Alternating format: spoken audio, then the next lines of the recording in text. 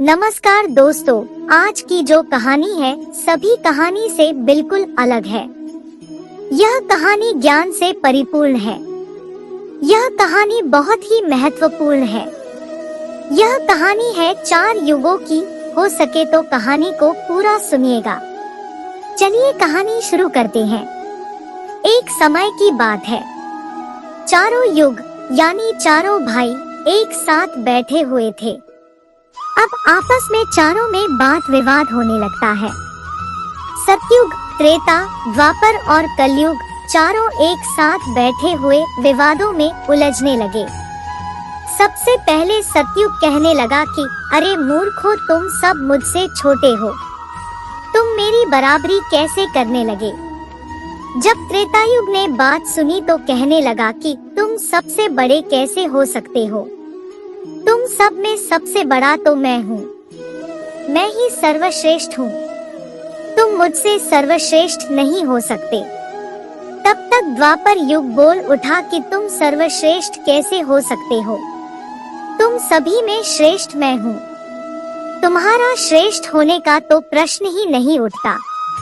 तब तक कलयुग कहने लगा कि तुम तीनों श्रेष्ठ बन रहे हो, परंतु हकीकत तो जानते ही नहीं, वास्तविकता में श्रेष्ठ तो मैं हूँ। इस तरह से चारों युग आपस में झगड़ने लगे। तब चारों युगों ने फैसला किया कि हम ऐसे आपस में फैसला नहीं कर सकते। तब जाकर चारों युगों ने आपस में निर्णय किया कि हम ऐसे फैसला नहीं कर सकते। हम में से कौन बड़ा है, कौन सर्वश्रेष्ठ है, इसका फैसला तो भगवान भोलेनाथ करेंगे। चलिए वहाँ चलते हैं। वही आदि और अनंत है। चलिए उन्हीं के पास कैलाश पर चलते हैं। वही हमें बताएंगे कि हम में से कौन बड़ा है और कौन छोटा है। इसका निर्णय स्वयं भगवान शंकर करेंगे। इसका निर्णय हम नहीं कर सकते। चारों युगों ने मिलकर योजना बनाई कि चलिए कैलाश पर चलते हैं। चारों युग कैलाश पर्वत पर चले जाते हैं। जब वह कैलाश पर्वत पर पहुंचते हैं तो द्वारपाल उन्हें रोक लेते हैं। द्वारपाल कहते हैं कि तुम चारों कौन हो और कहां जा रहे हो। तो चारों युग कहने लगे कि हे द्वारपालो, हम भगवान शिव से मिलना चाहते हैं और हम 4 युग हैं, उन्हें हमारी आने की सूचना दीजिए। स्वयं नंदेश्वर महाराज भगवान शिव के पास आए और भगवान शिव से कहने लगे, हे प्रभु, हे कैलाशपति, आपसे चारों युग मिलना चाहते हैं। भगवान शिव कहते हैं कि जाओ, उन्हें सम्मान सहित हमारे समक्ष ले आओ। भगवान नंदेश्वर चारों युगों को लेकर पहुंच जाते हैं भगवान शिव के पास। भगवान शिव ने चारों को सम्मान सहित अपने दरबार में बैठाया। चारों युग भगवान शिव को प्रणाम करते हैं।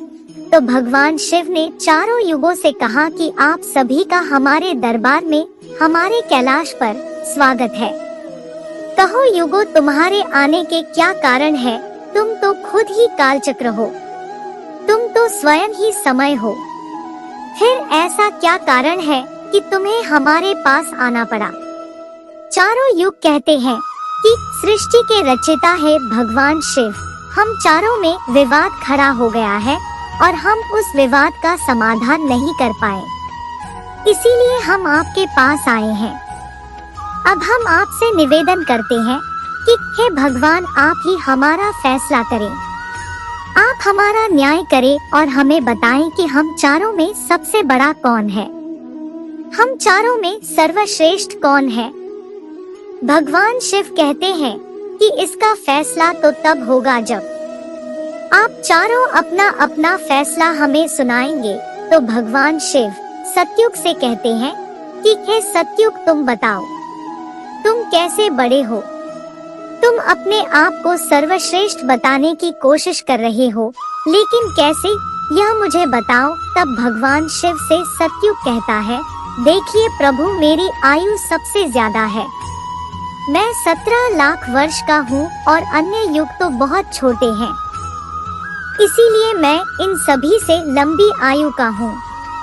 तभी कलयुग बोल उठा, हे प्रभु, व्यक्ति आयु से बड़ा नहीं होता। मैंने तो यही सुना है कि व्यक्ति तो गुणों से बड़ा होता है प्रभु। भगवान शिव ने कलयुग के दलील को माना और सतयुग से कहा कि सतयुग, तुम इस तरह से बड़े तो नहीं हो। सतयुग कहने लगा कि हे प्रभु, मेरे युग में जो व्यक्ति हुए बड़े ही बलवान हुए, बड़े ही पराक्रमी हुए, पृथ्वी को उठा ले जाएं, ऐसे पराक्रमी और बलवान थे। और जब मेरा राज्य था तो भगवान श्री हरि विष्णु ने कई अवतार लिए। देखिए प्रभु, नरसिंह अवतार मेरे ही काल में हुआ, 12 अवतार मेरे ही काल में हुए। तभी त्रेतायुग बोला कि नहीं प्रभु, क्या प्रभु श्री हरि विष्णु के अवतार होने से वह बड़े हो सकते हैं? तो प्रभु, अवतार तो मर्यादा पुरुषोत्तम श्री राम का मेरे काल में भी हुआ था, जिन्होंने संसार को मर्यादा सिखाया। और बलवान की बात करते हो, कुंभकर्ण जैसे योद्धा, रावण जैसे योद्धा मेरे शासनकाल में भी हुए हैं। प्रभु, इस तरह से तो यह सतयुग बड़ा नहीं हो सकता, फिर इन सब में बड़ा तो मैं हूँ। जब यह बात द्वापर युग ने सुनी तो द्वापर युग कहने लगे कि हे प्रभु, यह दोनों बड़े बन रहे हैं, परंतु यह दोनों बड़े कैसे हो सकते हैं? देखिए प्रभु, आप जानते हैं कि जब मेरा शासनकाल आया तो मेरे काल में भगवान श्री कृष्ण जैसे अवतार पैदा हुए, जो संपूर्ण पारब्रह्म परमेश्वर थे, जिन्होंने विराट रूप दिखाया। ऐसा विराट रूप तो साक्षात भगवान विष्णु भी नहीं दिखा सकते। हे भगवान, योद्धाओं की बात करते हैं तो मेरे शासन काल में बड़े बड़े योद्धा कंस, जरासंध, भीष्म पितामह और 5 पांडव तो मेरे ही शासनकाल में हुए थे। स्वयं बलराम मेरे ही शासनकाल में हुए थे। तो बताइए प्रभु कि मेरे शासनकाल में कौन सा योद्धा इनके योद्धाओं से कम था? हे प्रभु, इन सब में बड़ा तो मैं हूँ। तब तक कलयुग बोल उठा कि हे प्रभु, मैं इनकी बातें मान लेता हूँ। उनके शासनकाल में जो भी योद्धा हुए, जो भी अवतार हुए, उनमें बुद्धि नहीं थी, वह बिल्कुल मूर्ख थे। और जिनके शासनकाल में मूर्ख प्राणी पैदा हो, क्या वह बुद्धिमान हो सकते हैं? क्या वह सर्वश्रेष्ठ हो सकते हैं? कलयुग कहने लगा कि नहीं भगवान, मेरा शासनकाल सबसे अच्छा है। मेरे युग में व्यक्ति दुख नहीं पा सकता। अच्छे अच्छे और नई नई तकनीकों से परिपूर्ण मेरा युग, मेरा शासनकाल सभी में सर्वश्रेष्ठ है। जब भगवान शिव ने चारों युग, सतयुग, त्रेता, द्वापर और कलयुग चारों के उत्तर सुने, तो भगवान शिव अपने मन में विचार करने लगे और सोचने लगे कि इनका फैसला कैसे किया जाए। पास में ही माता पार्वती बैठी थी। माता पार्वती कहती है कि हे प्रभु, अगर आप फैसला नहीं कर पाए तो फिर इनका फैसला कौन करेगा? फिर तो ये चारों भाई आपस में ही मर जाएंगे। हे महादेव, इसीलिए आप इनका फैसला कीजिए। सभी देवता मिलकर भगवान शिव से कहने लगे कि हे भोलेनाथ, आप इनका फैसला करें, नहीं तो चारों युग अगर आपस में लड़ने लगे तो फिर क्या होगा? सृष्टि का काल चक्र रुक जाएगा, समय का प्रवाह रुक जाएगा। हे भोलेनाथ, आप ही कुछ कीजिए। भगवान शिव कहते हैं कि ठीक है, मैं इन चारों युगों का फैसला करूंगा। भगवान शिव ने चारों युगों से कहा कि चलो ठीक है, मैं तुम चारों की परीक्षा लूंगा और जो परीक्षा में सफल हुआ वही सबसे बड़ा होगा। सतयुग बोल उठा कि हे भगवान, आप जो चाहे वह परीक्षा ले लीजिए, सब में बड़ा तो मैं ही रहूंगा। कलयुग कहता है कि हे प्रभु, हम भी परीक्षा देने के लिए तैयार हैं, आप बस परीक्षा लीजिए। चारों युग परीक्षा देने के लिए तैयार हो जाते हैं। भगवान शिव ने एक 100 टन वजन का एक परसा लिया, लोहे का, और कैलाश पर्वत के नीचे एक तलहटी में रख दिया और उस परसा के पास में ही एक चावल का ढेर लगा दिया। भगवान शिव ने चारों युगों को बुलाया और कहा कि तुम चारों यह देख रहे हो, तुम्हारी परीक्षा अभी हो जाएगी। भगवान शिव सतयुग से कहते हैं कि सतयुग, मेरे 500 गण यहाँ बैठे हैं और इस प्रात में रखे हुए चावल को बनाना है। इन चावलों को तुम्हारे युग का व्यक्ति ही बनाएगा और मेरे यहाँ जितने गण हैं वह सब भोजन करेंगे। भगवान शिव कहते हैं कि हे सतयुग, तुम तुम्हारे युग का व्यक्ति बनाओ, उसे भोजन बनाने के लिए भेज दो और हम सभी लोग यहाँ खड़े होकर देख रहे हैं। जब भगवान शिव की बात सतयुग ने सुनी तो एक बहुत बड़ा बलवान योद्धा सतयुग ने बनाया और कह दिया कि जाओ बेटे, इस प्रात में चावल बनाओ और बना करके भगवान शिव के इन सभी गणों को भोजन कराओ। अपने महाराज का आदेश सुनकर सतयुग का आदमी चलता है। वहाँ आकर के देखता है कि उस प्रात का भार 100 टन से ऊपर है, हजारों मन से ऊपर का परसा है। वह तो सतयुग का व्यक्ति था। वह बड़ा ही बलवान था। उसने एक बहुत बड़ी भट्ठी खोदी। भट्ठी खोदने के बाद पेड़ों को तोड़ करके लाया और अग्नि जलाई। अग्नि जलाने के बाद परसे को एक हाथ से उठाया और उठा करके भट्ठी पर रख दिया और चावल उठाया और परसे में डाल दिया, पानी डाल दिया और चावल बना डाला। जब बहुत विशाल परसे में चावल बन गए तो उस व्यक्ति ने, जो सतयुग का था, समस्त गणों को बैठाया, पत्तल दिया और चावलों से भोजन करा दिया। उसने अपना कार्य पूरा करके अपने मालिक सतयुग के पास आया और कहने लगा कि हे प्रभु, मैं जा रहा हूँ, अब मेरा काम हो गया है। भगवान शिव और अन्य लोग देख रहे थे। भगवान शिव त्रेता युग से कहते हैं कि हे त्रेता, और तुम अपने युग के व्यक्ति को भेजो और यह परसा जो रखा हुआ है इसे मैं अपने माया से हटा देता हूँ और दूसरा इसी के सामान परसा बना देता हूँ, और तुम अपने युग के व्यक्ति से इस चावल को बनवाओ और मेरे 500 गणों को भोजन करवा दो। त्रेतायुग ने कहा कि ठीक है प्रभु, जैसी आपकी आज्ञा।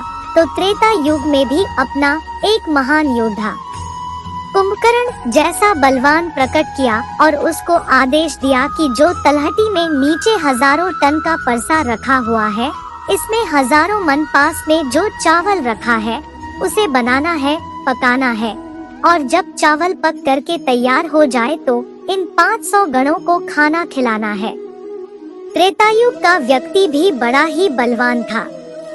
वह उस परसे के पास आया, पास में भट्ठी खोदी और उस परसे को दोनों हाथों से ताकत लगाकर उठाया और भट्टे पर रख दिया और परसे रखने के बाद आग जलाई और उसमें चावल डाला, पानी डाला, चावल पक करके तैयार हो गए। चावल को परसे से निकालकर जितने भी भगवान शिव के गण थे उन सबको खाना खिलाया और भोजन करने के बाद सभी गण वापस कैलाश पर्वत पर आ गए। भगवान शिव ने फिर अपनी शक्ति से उस परसे को समाप्त कर दिया। भगवान शिव अब द्वापर युग से कहते हैं कि द्वापर, यह दोनों ही युग अपनी अपनी परीक्षा दे चुके हैं। अब तुम्हारी बारी है। देखो, वो बड़ा परसा उस तलहटी में तुम्हें दिखाई दे रहा है और हजारों मन चावल रखे हुए हैं और तुम्हें मेरे 1500 गणों को भोजन कराना है। द्वापर युग कहने लगा कि ठीक है प्रभु, आपके जैसी इच्छा, मैं पूरा प्रयत्न करूंगा कि मेरे युग का जो व्यक्ति है आपके सभी गणों को खाना खिला सके। द्वापर युग में भी एक भीम जैसे अवतार वाला बड़ा ही ताकतवर बलवान व्यक्ति को बनाकर खड़ा कर डाला और उससे कहा कि जाइए, इस तलहटी में परसा रखा हुआ है, वहाँ रखे परसे में चावल बनाना है और बनाकर इन सभी गणों को भोजन कराना है। वह व्यक्ति अपने प्रभु से कहता है कि ठीक है प्रभु, जैसी आपकी आज्ञा। द्वापर युग का व्यक्ति ने देखा कि परसा तो आकार में बड़ा है, उठाने में ताकत लगानी पड़ेगी, परंतु उसने भी भट्ठी लगा दी और लकड़ियों की व्यवस्था की और उस परसे को दोनों हाथों से उठाया और उस परसे को अपना पूरा दम लगाकर दोनों हाथों से उठाया, क्योंकि उसे सतयुग और त्रेता युग के व्यक्ति ही उठा सकते थे, तो उसे बहुत ताकत लगानी पड़ी।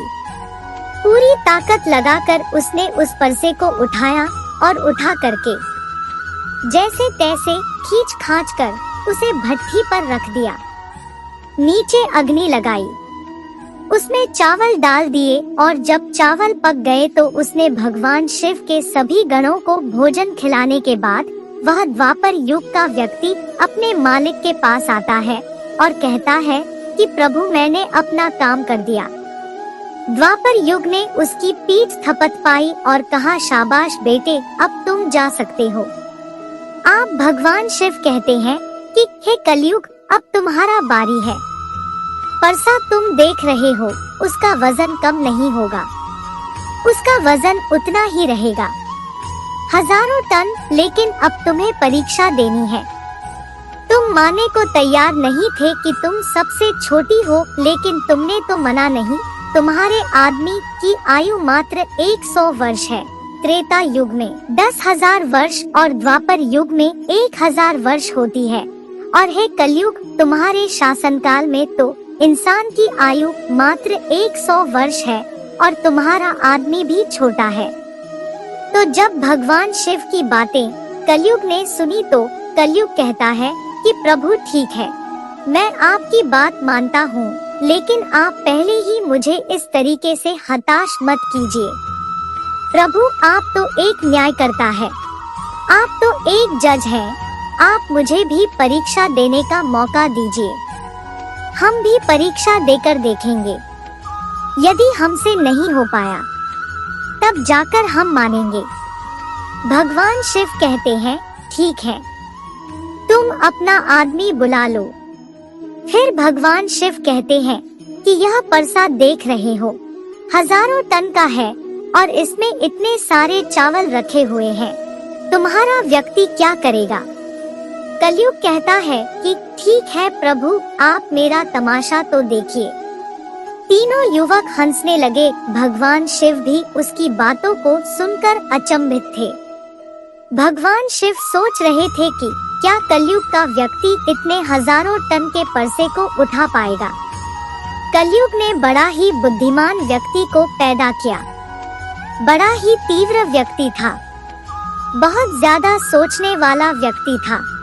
सभी गुणों से संपन्न व्यक्ति को कलयुग ने पैदा किया और पैदा करके व्यक्ति से कहा कि बेटे तुम्हें अपनी शक्ति दिखानी है, परीक्षा का समय है। यदि तुम इसमें असफल हो गए तो मैं सबसे छोटा हो जाऊंगा। वो व्यक्ति अपने महाराज से कहता है कि महाराज इस एक परसे की बात करते हैं, आप ऐसा हजारों परसे यदि हमारे सामने हो तो भी कुछ भी नहीं कर सकते। जब उस व्यक्ति की बात तीनों युगों ने सुना तो हंसने लगे, कह रहे थे कि ये छोटा सा व्यक्ति जिसकी लंबाई मात्र 3 हाथ यह क्या करेगा, जबकि हमारे युगों की लंबाई तो बहुत हुआ करती थी। यह बात तो बिल्कुल सच है कि सतयुग के लोगों की लंबाई 21 हाथ थी और त्रेता युग के व्यक्ति की लंबाई स्वयं के 14 हाथ और द्वापर युग के व्यक्ति की लंबाई स्वयं के 7 हाथ और कलयुग के व्यक्ति की लंबाई स्वयं के 3 हाथ होती है। तीनों युग बड़ी जोर जोर से हंस रहे थे। कलयुग कहता है कि आप बस देखते रहिए, मैंने अपने लड़के को भेज दिया है। कलयुग का आदेश पाकर के वह कलयुग का व्यक्ति, तीव्र बुद्धि वाला व्यक्ति उस तलहटी में आया। तलहटी में उसने देखा कि परसे का वजन तो बड़ा ही विशाल है, मैं इसे उठा नहीं पाऊंगा। तो उस व्यक्ति ने दिमाग लगाया, उस परसे के नीचे भट्टी खोदना शुरू कर दिया। परसा तो उसने हिलाया भी नहीं और उसके नीचे भट्टी खोदकर तैयार कर दिया। लकड़ियों की व्यवस्था करने में उसे तो थोड़ा सा भी समय नहीं लगा, क्योंकि लकड़ियां वहीं रखी हुई थी। उसने उन लकड़ियों को उठा लिया और उस भट्टी में आग जला दी। परसी में चावल डाला, पानी डाला और बस कुछ ही समय में चावल पक करके तैयार हो गए। वह कलयुग का व्यक्ति कितना दिमाग वाला था, उसने कुछ भी नहीं किया, परसे के नीचे भट्टी खोदी और उसमें आग जला दी। चावल को डाल दिया और चावल में पानी डाला और चावल पक भी गया। जब चावल पक गए तो भगवान शिव के गणों को एक कतार में बैठा दिया। उन गुणों से कहा कि आप मेरा साथ दे और उन चावलों को आपस में परोस दीजिए। भगवान शिव के 4 विशाल गण चलते हैं और उन चावलों को बाल्टियों में भर भर के सभी गणों को परोस दिया। तब कलयुग कहता है कि अब आप सब भोजन कर सकते हैं। भगवान शिव के सभी गण खुशी खुशी भोजन करते हैं। कलयुग का मनुष्य 49 शेष बचे गणों को भी भोजन कराया। भोजन कराने के बाद उस परसे को साफ किया और परसा वही छोड़ दिया और उसका काम पूरा हो गया। वह अपने महाराज कलयुग के पास आया और आकर के कलयुग से कहा, हे प्रभु, मैंने आपका काम कर दिया है। कलयुग बहुत खुश था। वह उसका पीठ थपथपाता है और कहने लगा, वाह शाबाश, आपने मेरी लाज रख ली, आपने परीक्षा पास कर ली। भगवान शिव और तीनों युग देखकर अचंभित रह गए। कलयुग कहने लगा कि हे भगवान शिव, और आप निर्णय कीजिए कि हम में से बड़ा कौन है। भगवान शिव मन में विचार करने लगे और सोच करके जवाब दिया। भगवान शिव कहते हैं कि मैंने तुम चारों की परीक्षा देखी। जब सतयुग का व्यक्ति आया तो उसने अपनी ताकत लगाई और ताकत लगाकर परसे को उठाकर अग्नि पर रख दिया और स्वयं ही मेरे सभी गणों को चावल परोसा। जब त्रेता युग की बारी आई तो उस व्यक्ति ने भी बिल्कुल ऐसा ही किया और इसी तरह द्वापर युग के व्यक्ति ने भी किया। परंतु तुम देखते नहीं कि मात्र 3 हाथ का व्यक्ति, इसकी बुद्धि देखिए कितना तीक्ष्ण, कितना विशाल परसा था, शायद उसे यह हिला भी नहीं सकता था। उसने उस परसे में चावल बना लिया। मेरे इतने गण थे कि अगर वह परोसता तो शायद परेशान हो जाता। तो देखिए उसकी बुद्धि। उसने 4 गण अपनी सहायता के लिए बुलाए और चारों गणों से भोजन परोसवाया और स्वयं ही बैठा रहा। यह तो बड़ा बुद्धिमान व्यक्ति हुआ। यह तो बड़ा ही बुद्धिमान युग हुआ। भगवान शिव कहते हैं कि कलयुग बड़ा ही बुद्धिमान व्यक्तियों का युग होगा। इसमें मशीनों का आविष्कार होगा। बड़े बड़े दिमाग भारी होंगे। भगवान शिव कहते हैं कि तुम सब जैसा शासन करते आए हो, सत्य, धर्म और निष्ठा में रहे हो, चलो ठीक है, लेकिन तुम्हारे युग के व्यक्तियों में बुद्धि का अभाव था। उन्होंने कभी अपनी बुद्धि का उपयोग नहीं किया। नहीं तो कुंभकर्ण, रावण, इनके जैसे महान योद्धा, जिनको मारने के लिए स्वयं भगवान अवतार लेने कर आए और वह इतना मूर्ख थे कि यह नहीं जान सके कि भगवान है। कलयुग के व्यक्तियों को देखो आप, कितना बुद्धिमान है। और आगे आने वाले कलयुग के राज में ऐसे ही बुद्धिमान व्यक्ति देखने को मिलेंगे। तो भगवान शिव ने फैसला किया कि तुम चारों में सबसे बड़ा कलयुग होगा। कलयुग मशीनों का युग होगा। कल का नाम है मशीन और युग में समय कलयुग मशीनों का समय होगा। इस समय बड़े बड़े मशीनों का आविष्कार होगा जो कि सतयुग, त्रेता युग और द्वापर युग में नहीं हो पाएगा। भगवान शिव की बात सुनकर के वह चारों युग भगवान शिव की बात मान लेते हैं और चारों युग अपने अपने धाम लौट जाते हैं। तो आपने देखा कि कैसे भगवान शिव ने चारों युगों का फैसला किया। हम आशा करते हैं कि आपको इस कहानी से बहुत कुछ सीखने को मिला होगा।